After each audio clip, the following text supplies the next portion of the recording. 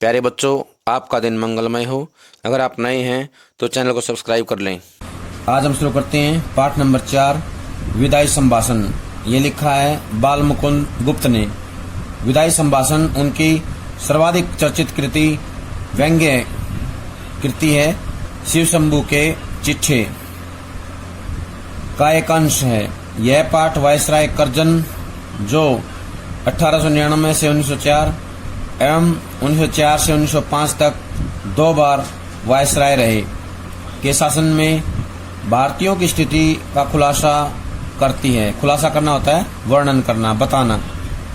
कहने को उनके शासनकाल में विकास के बहुत सारे कार्य हुए, नए नए आयोग बनाए गए, किंतु उन सब का उद्देश्य शासन में गौरों का वर्चस्व स्थापित करना एवं साथ ही इस देश के संसाधनों का अंग्रेजों के हित में सर्वोत्तम उपयोग करना था। हर स्तर पर कर्जन ने अंग्रेजों का वर्चस्व स्थापित करने की कोशिश की। वर्चस्व होता है अधिकार, आधिपत्य।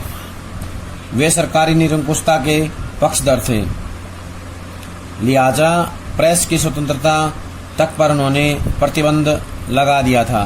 प्रतिबंध होता है रोक लगाना, निरंकुशता होता है तानाशाही। क्या होता है? तानाशाही। अंततः काउंसिल में मनपसंद अंग्रेज सदस्य नियुक्त करवाने के मुद्दे पर उन्हें देश विदेश दोनों जगहों पर नीचा देखना पड़ा। क्षुब्ध होकर उन्होंने इस्तीफा दे दिया और वापस इंग्लैंड चले गए। क्षुब्ध होता है बेचैन। पाठ में भारतीयों की बेबसी, दुख एवं लाचारी को व्यंग्यात्मक ढंग से लॉर्ड कर्जन की लाचारी से जोड़ने की कोशिश की गई है। साथ ही यह दिखाने की कोशिश की गई है कि शासन के आतताई रूप से हर किसी को कष्ट होता है, चाहे वह सामान्य जनता हो या फिर लॉर्ड कर्जन जैसा वायसराय। यह उस समय लिखा गया गद्य का नमूना है जब प्रेस पर पाबंदी का दौर चल रहा था। ऐसी स्थिति में विनोद प्रियता, चुलबुलापन, संजीदगी, नवीन भाषा प्रयोग एवं रवानगी के साथ ही यह एक साहसिक गद्य का नमूना था। कहने का आशय है कि एक नई विशेषताएं लेकर के इनकी रचना आई थी। बाल मुकुंद गुप्त का जन्म 1865 ग्राम गुड़ियानी जिला रोहतक हरियाणा में हुआ। प्रमुख संपादन अखबार-ए-चुनार, हिंदुस्तान, हिंदी, बंगवासी, भारत मित्र आदि इन्होंने संपादन किया इनका। प्रमुख रचनाएं शिव शंभू के चिट्ठे और खत, खेल तमाशा। मृत्यु 1907 में इनकी हो गई। गुप्त जी की आरंभिक शिक्षा उर्दू में हुई थी, बाद में इन्होंने हिंदी सीखी थी।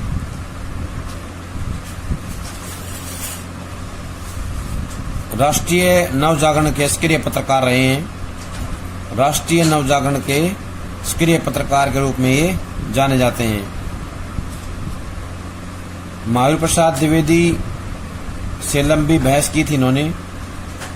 शब्दों का इनको अद्भुत ज्ञान था। शब्दों के पारखी इनको कहा जा सकता है। अब हम करते हैं पाठ विदाई संभाषण। माई लॉर्ड, माई होता है मेरे, लॉर्ड होता है साहब।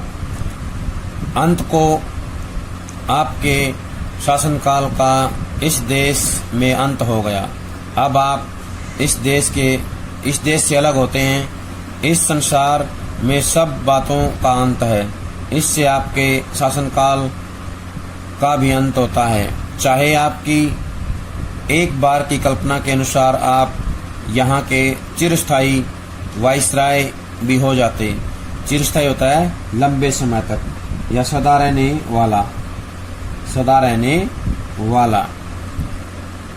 किंतु इतनी जल्दी वह समय पूरा हो जाएगा, ऐसा विचार न आपका ही था न इस देश के निवासियों का। इससे जान पड़ता है कि आपके और यहाँ के निवासियों के बीच में कोई तीसरी शक्ति और भी है, जिस पर यहाँ वालों का तो क्या आपका भी काबू नहीं है। काबू होता है नियंत्रण। विछड़न समय बड़ा करुणोत्पादक होता है। करुणोत्पादक होता है करुणा पैदा करने वाला। आपको बिछड़ते देख आज हृदय में बड़ा दुख है। माई लॉर्ड होता है मेरे साहब, मेरे स्वामी। आपके दूसरी बार इस देश में आने से भारतवासी किसी प्रकार प्रसन्न न थे। वे यही चाहते थे कि आप फिर न आवें, पर आप आए और उससे यहाँ के लोग बहुत ही दुखित हुए। दुखित होता है परेशान, दुखी। वे दिन रात यही मानते थे कि जल्द श्रीमान यहाँ से पधारें। पधारे का मतलब होता है आना, लेकिन यहाँ पे अर्थ बनेगा जाना। जाना अर्थ जो है उपयुक्त रहेगा, यहाँ से चले जाएं। पर अहो, आज आपके जाने का हर्ष की जगह विषाद होता है। विषाद होता है दुख, कष्ट। इसी से जाना कि विछड़न समय बड़ा करुणोत्पादक होता है। विछड़न होता है अलग होने का समय, जुदा होने का समय। करुणोत्पादक होता है करुणा पैदा करने वाला। बड़ा पवित्र, बड़ा निर्मल और बड़ा कोमल होता है। वैर भाव छूटकर शांत रस का आविर्भाव हो जाता है, या उस समय होता है। आविर्भाव होता है आना। क्या होता है आविर्भाव? आना। माय लॉर्ड का देश देखने का इस दीन ब्राह्मण को कभी इस जन्म में सौभाग्य नहीं हुआ। इससे नहीं जानता कि वहाँ बिछड़ने के समय लोगों का क्या भाव होता है, पर इस देश के पशु पक्षियों को भी बिछड़ने के समय उदास देखा है। एक बार शिव शंभू के 2 गायें थी। शिव शंभू क्या है? शिव शंभू एक पात्र है। शिव शंभू एक पात्र है जिसके सदा नशा चढ़ा रहता था भांग का। एक ऐसा पात्र है जिसको नशा रहता था भांग का, और वह बहकी किंतु चुभने वाली बातें करता था।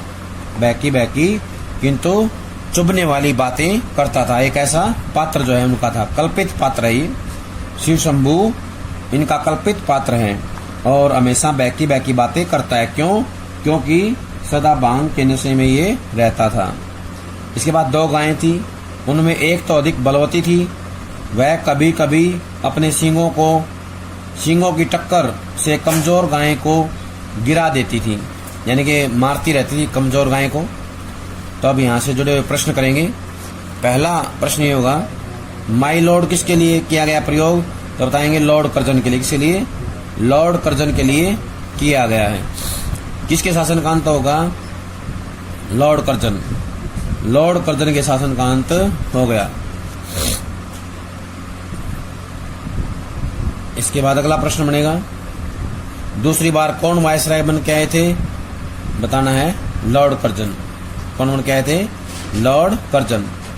उनका जल्दी ही बाहर से जाना क्यों हुआ? क्योंकि उनकी अंग्रेजों से अनबन हो गई थी और उन्होंने इस्तीफा दे दिया था, इसलिए उनको जाना पड़ा। अगला प्रश्न आएगा, भारत के निवासियों को लॉर्ड कर्जन के जाने से हर्ष की बजाय दुख क्यों हो रहा था? क्योंकि उन्हें इसका एहसास नहीं था कि इतना जल्दी उनको जाना पड़ जाएगा। भारत वासियों और लॉर्ड कर्जन के बीच में कौन शक्ति काम कर रही थी? तीसरी शक्ति। कौन सी?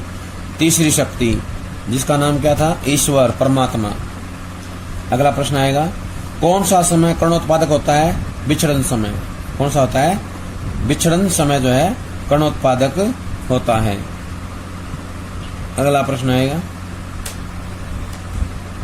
भारतवासी किस प्रकार प्रसन्न थे? वायसराय के आने से। वायसराय के दोबारा आने से प्रसन्न ना थे। अगला प्रश्न आएगा, उससे कहाँ के लोग दुखित हुए? भारत के लोग। कहाँ के लोग हुए? भारत के लोग दुखित हो गए। अगला प्रश्न बनता है, लेखक ने किसके पास गायों का वर्णन किया है? शिव शंभु। किसके पास गायें थी? शिव शंभु के पास। कितनी गायें थी? 2 गायें थी। कितनी गायें थी? 2 गायें थी। लेखक ने अपने आप को क्या कहा है? दीन ब्राह्मण। क्या कहा है? दीन ब्राह्मण कहा है। क्या सौभाग्य नहीं मिला? जन्म स्थान को देखने का। क्या सौभाग्य नहीं मिला? जन्म स्थान को देखने का। किसके जन्म स्थान को देखने का? Lord Curzon. लॉर्ड कर्जन के जन्म स्थान को देखने का सौभाग्य प्राप्त नहीं हुआ है। अगला प्रश्न, कहाँ के पशु पक्षी भी बिछड़न समय उदास हो जाते थे? भारत के। कहाँ के? भारत के। भारत के पशु पक्षी भी जो है बिछड़ने के समय उदास हो जाते थे, दुखी हो जाते थे। वह टक्कर मारने वाली गाय पुरोहित को दे दी गई। देखा कि दुर्बल गाय उसके चले जाने से प्रसन्न नहीं, वरंच। वरंच का मतलब होता है अपितु। वरंच क्या होता है? अपितु। उस दिन वह भूखी खड़ी रही, चारा छुआ तक नहीं। माय लॉर्ड, जिस देश के पशुओं के बिछुड़ते समय यह दशा होती है, वहां मनुष्यों की कैसी दशा हो सकती है, इसका अंदाजा लगाना कठिन नहीं है।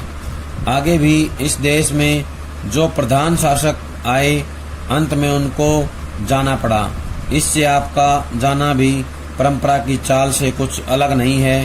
तथापि होता है फिर भी, आपके शासनकाल का नाटक गौर दुखांत है। दुखांत होता है जिसका अंत दुखद हो। क्या है? जिसका अंत दुखद हो से बोलते हैं दुखांत। क्या बोलते हैं? जिसका अंत दुखद होता है उसे क्या बोलते हैं? दुखांत। और अधिक आश्चर्य की बात यह है कि दर्शक तो क्या, स्वयं सूत्रधार भी नहीं जानता था कि उसने जो खेल सुखांत समझकर खेलना आरंभ किया था वह दुखांत हो जाएगा। दुखांत होता है जिसका अंत दुखदायी हो। सुखांत होता है जिसका अंत सुखदायी हो। क्या होता है? जिसका अंत सुखदायी हो। सूत्रधार होता है जिसका किसी भी कहानी को चलाने के लिए महत्वपूर्ण रोल होता है। सूत्रधार कौन होता है? जो कहानी को चलाने वाला है, संचालन करने वाला है, उसे क्या बोलते हैं? सूत्रधार। क्या बोलते हैं? कहानी को चलाने वाले को या बताने वाले को सूत्रधार कहा जाता है। आश्चर्य होता है हैरानी। क्या होता है? आश्चर्य, हैरानी। उसके बाद आगे है, जिसके आदि में सुख था, मध्य में सीमा से बाहर सुख था, जिसका अंत ऐसे घोर दुख के साथ कैसे हुआ। घमंडी खिलाड़ी समझता है कि दूसरों को अपनी लीला दिखाता हूँ, किंतु पर्दे के पीछे एक और ही लीलामय की लीला हो रही है। लीलामय क्या होता है? भगवान, ईश्वर। ईश्वर जो है अपनी लीला दिखा रहे हैं, अपनी जो है अलग अलग प्रकार की भूमिकाएं दिखा रहे हैं। वो किस रूप में क्या कर देंगे इसका किसी को भी अंदाजा नहीं है। लीलामय होता है भगवान, लीला होता है उनकी भूमिकाएं, अलग अलग उनके द्वारा की गई क्रियाएं। इस बार बम्बई, जिसे मुंबई कहा जाता है आजकल, इस बार बम्बई में उतरकर माय लॉर्ड आपने जो इरादे जाहिर किए, जाहिर होता दिखाना, जाहिर किए थे, जरा देखिए तो उनमें से कौन कौन पूरे हुए। आपने कहा था कि यहाँ से जाते समय भारतवर्ष को ऐसा कर जाऊंगा कि मेरे बाद आने वाले बड़े लाटों, लाट होता है साहब, क्या होता है लाट? साहब को वर्षों तक कुछ करना न पड़ेगा। वे कितने ही वर्षों सुख की नींद सोते रहेंगे। सुख की नींद होता है बिना किसी दुख के आराम पूर्वक रहना, बिना किसी दुख के आराम पूर्वक रहना। किंतु बात उल्टी हुई, आपको स्वयं इस बार बेचैनी उठानी पड़ी। बेचैनी होता है व्याकुलता, उदासी, परेशानी। इस देश में जैसी अशांति आप फैला चले हैं, उसके मिटाने में आपके पद पर आने वालों को न जाने कब तक नींद और भूख हराम करना पड़ेगा। नींद और भूख हराम करना होता है तंग करना। नींद और भूख हराम करना होता है तंग करना। इस बार आपने अपना बिस्तरा गर्म राख पर रखा है। गर्म बिस्तरा राख पर रखना होता है मुसीबत को बुलाना। क्या होता है? मुसीबत को बुलाना। और भारतवासियों को गर्म तवे पर यानी पानी की बूंदों की बाती नचाया है। जैसे गर्म तवे पे पानी की बूंदें गिरने पर नाचती हैं, ठीक वैसे भारतीय जनता को उन्होंने बूंदों की तरह नचाया है।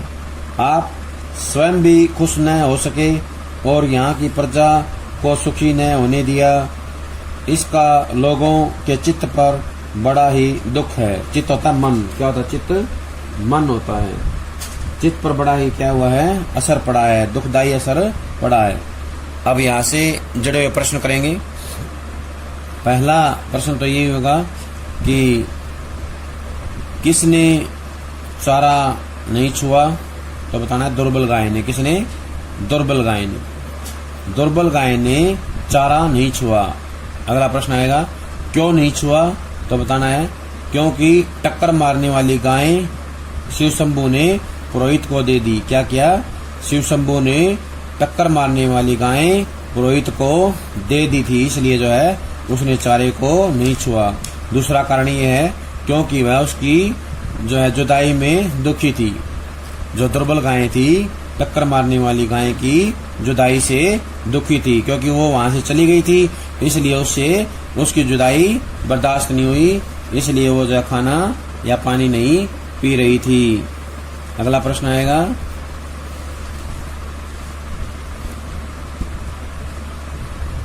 लॉर्ड कर्जन ने क्या काम किया? तो बताना है लॉर्ड कर्जन ने भारतीयों को दुख देने शुरू कर दिए। क्या किया? भारतीयों को दुख देने शुरू कर दिए। लॉर्ड कर्जन ने खेल क्या समझकर शुरू किया था? सुखांत समझकर। क्या किया था? सुखांत समझकर शुरू किया था, और अंत में क्या हो गया? दुखांत हो गया। क्या हो गया? दुखांत हो गया। लॉर्ड कर्जन के शासनकाल का नाटक कैसा था? दुखांत। कैसा था? घोर दुखांत। लॉर्ड कर्जन के शासनकाल का नाटक क्या था? घोर दुखांत था। क्या था? घोर दुखांत था। सूत्रधार किसे कहा गया है?